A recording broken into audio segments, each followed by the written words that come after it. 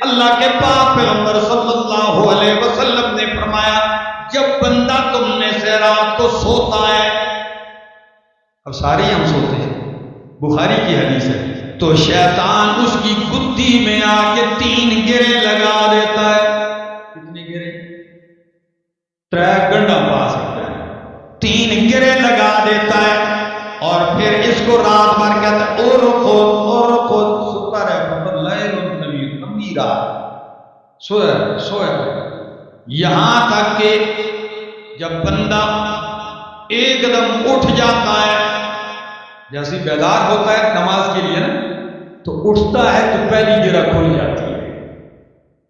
فرمایا نبی علیہ السلام نے جب اٹھ کے وضو کرتا ہے دوسری گرہ کھل جاتی ہے، اور جب رب کے حضور نماز پڑھ لیتا ہے تو شیطان کی 3 گرہیں کھل جاتی ہیں، اور اصبح نشیطاً، جس کی صبح ایسی ہوتی ہے کہ بالکل تر و تازہ و شاداب ہوتا ہے، بالکل فریش۔ اور جو بندہ ایسا نہ ہو ساری گرہیں لگی رہیں اور اس وقت اس کی آنکھ کھلے جب 9 بج رہے ہیں، ٹھیک ہے نا، 10 بج رہے ہیں، نماز سب کچھ بیچ میں گئی، تو پھر جب یہ اٹھتا ہے تو نبی علیہ السلام نے فرمایا خبیث النفس، بالکل نحوست خباثت، اس حال میں اٹھتا ہے اور اس حال میں اس کا دن گزرتا ہے، اس حال میں پھر یہ روزی کمانے نکل جاتا ہے، اس حال میں پھر یہ بچوں کے لیے آٹا کمانے لگتا ہے، پھر گلے کرتا ہے روزی اس نے بند کر دی، روزی اس نے بند کر دی۔ یہ ایک حدیث سنائی، آپ ذرا دوسری سن لو۔ نبی علیہ السلام نے فرمایا جب تم میں سے کوئی بندہ گھر سے نکلتا ہے تو کہے بسم اللہ توکلت علی اللہ لا حول ولا قوت الا باللہ۔ ابو داؤد ترمذی کی حدیث ہے، مزہ آئے گا دوستو، یاد کرو، بہت بڑی بات ہے، یاد کرو۔ فتنے کے دور میں جی رہے ہو، فسادات کے دور میں جی رہے ہو، ایک لمحہ آزمائشوں کے دور میں جی رہے ہو، اس دعا کو اپنے لیے یہ پلے باندھ لو۔ فرمایا جب نکلو تو کہو بسم اللہ توکلت علی اللہ لا حول ولا قوت الا باللہ۔ فرمایا جب تم یہ کہہ کے نکلتے ہو تو اعلان ہوتا ہے اللہ کی بارگاہ سے کفیتا ووقیتا وہدیتا، کفیتا ووقیتا وہدیتا، او میرا بندہ تیری کفایت کر دی گئی ہے، تجھے بچا لیا گیا ہے، تیری رہنمائی بھی کر دی گئی ہے۔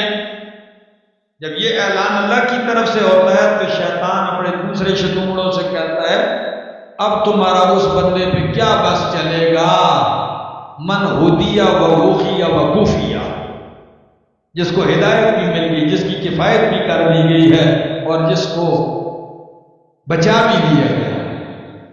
کتنی جامع دعا ہے، کتنی کارآمد دعا ہے۔ ایک دوسری حدیث سن لو، یہ بھی بخاری کی ہے۔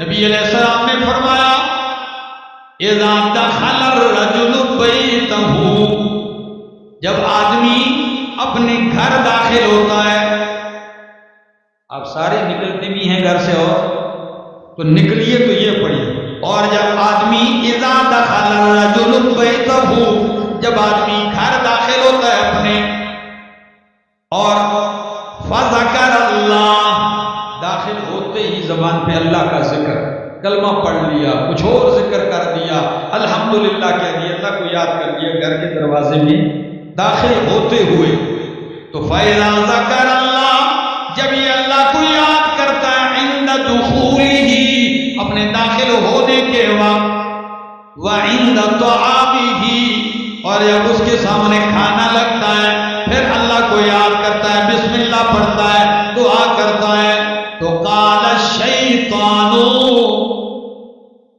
ذکر اذکار کے ساتھ گھر میں داخل ہوا، کھانا لگا، بیوی نے لگایا، بچوں نے لگایا، دسترخوان پہ آیا، پھر اللہ کا نام لے لیا، اللہ کو یاد کر لیا، بسم اللہ پڑھ کے کھانے لگا، تو شیطان اپنے ساتھیوں سے کیا کہتا ہے کہتا ہے نکلو بھائی چلو. لا مبیت لکم ولا عشاء، لا مبیت لکم ولا عشاء، نہ تمہارے لیے رات گزارنے کی جگہ رہی نہ کھانے کی جگہ رہی، نہ رات گزارنے کی کوئی جگہ رہی تمہارے لیے اور نہ ہی کھانے کی جگہ. صحیح بخاری. تو میرے دوستو اس عمل پہ کتنا خرچہ ہوگا جی؟ وہ خرچہ ہوگا. پیٹرول لگے اگر ذکر کرتے ہوئے گھر میں داخل ہوتے ہو تو پھر وہ مجھ سے لیجیے. یہ نہیں تو پھر آپ ہزاروں روپے کس کو دو گے؟ تعویذگر کو دو گے. ہاں یہ نہیں کرو گے نا یہ مفت کی تو پھر ہزاروں ادھر جائیں گے ہاتھ سے. یہ یاد رکھیں. ایک بندہ آیا کہنے لگا کہ میرے اوپر کسی نے بڑی جاتی کی، بڑی جاتی کیا جی؟ چھت کے اوپر ایسا تعویذ ملا، کہتا ہے میرا نام لکھا ہے اور شکل بھی اس نے کہتے ہیں میری بنائی ہے، اسی طرح ٹوپی اسی طرح، اور کہتا ہے ایک چھوڑا دماغ میں گھوپا ہوا ہے، دوسرا چھوڑا جو ہے پسلیوں میں. کہتا ہے ہمیں اپنے گھر کے چھت سے ملا ہے. اب اس کے بعد کہتا ہے بس ہمارے گھر میں حالات خراب ہے. ٹھیک ہے نا؟ جس چیزیں ہاتھ پانے نقصان ہے یہ ہے. اور میرا دوست میں نے کہا ان تعویذگروں کا جتنا رگڑا میں نے نکالا ہے تو یہ مجھ پہ کیوں نہیں کرتے جی؟ او بھائی یہ کیا ہے؟ کس آفت میں پڑ گئے آپ؟ قرآن طریقہ بتاتا ہے نا، عمل آپ کرو. نبی پاک صلی اللہ علیہ وسلم نے بتایا گھر داخل ہوتے ہو اللہ کو یاد کر لو، کھانا کھانے لگتے ہو اللہ کو یاد کر لو. شیطان کہتے ہیں لا مبیت لکم ولا عشاء، نہ رات کا کھانا ہے اور نہ رات کو رہنے کی کوئی جگہ. نکلو. اور جب بغیر اللہ کو یاد کیے گھر میں داخل ہوتا ہے پھر کھانا کھاتے ہوئے بھی اللہ کو یاد نہیں کرتا. تو بخاری شریف کی حدیث کے الفاظ ہے، شیطان ساتھیوں سے کہتا ہے آؤ تمہارے لیے ان لکم، بے شک اب تمہارے لیے رات گزارنے کی بھی جگہ ہوگی اور کھانے کا بھی انتظام ہو گیا ہے. اور نبی علیہ السلام نے فرمایا لا تجعلوا بیوتکم مقابر، او لوگوں اپنے گھروں کو قبرستان نہ بناؤ. کیا نہ بناؤ؟ کیا مطلب ہے قبرستان؟ یعنی قبرستان میں نہ کوئی مردہ تلاوت کرتا ہے، نہ مردہ کوئی نفل پڑھتا ہے، نہ کوئی مردہ قرآن پڑھتا ہے. یہ الگ گل ہے، ہری پور کے مردے پتہ نہیں کیا کچھ کرتے ہوں گے، لیکن حقیقت یہ ہے کہ نبی علیہ السلام نے فرمایا گھر کو قبرستان نہ بناؤ، اس لیے کہ گھر میں کھانے پکتے ہیں، لوگ آتے ہیں جاتے ہیں، اٹھتے ہیں بیٹھتے ہیں، عبادت تلاوت. فرمایا نماز پڑھا کرو گھر میں، نفل پڑھا کرو، فرض مسجد میں پڑھو، نفل اپنے گھر میں پڑھو. اور فرمایا سورت بقرہ جس گھر میں پڑھی جاتی ہے شیطان فرار ہو جاتا ہے، شیطان فرار ہو جاتا ہے اس گھر سے. یہ صحیح حدیث ہے، یہ اپنا ورد بناؤ نا. اور نبی علیہ السلام کی دوسری حدیث بخاری کی سن لیجیے. فرمایا اذا اوى احدكم فراشہ، جب تم میں سے کوئی اپنے بستر پہ آتا ہے، سارے ہی آتے ہیں، بستر پہ آتا ہے اور آیت الکرسی پڑھتا ہے. کون سی آیت؟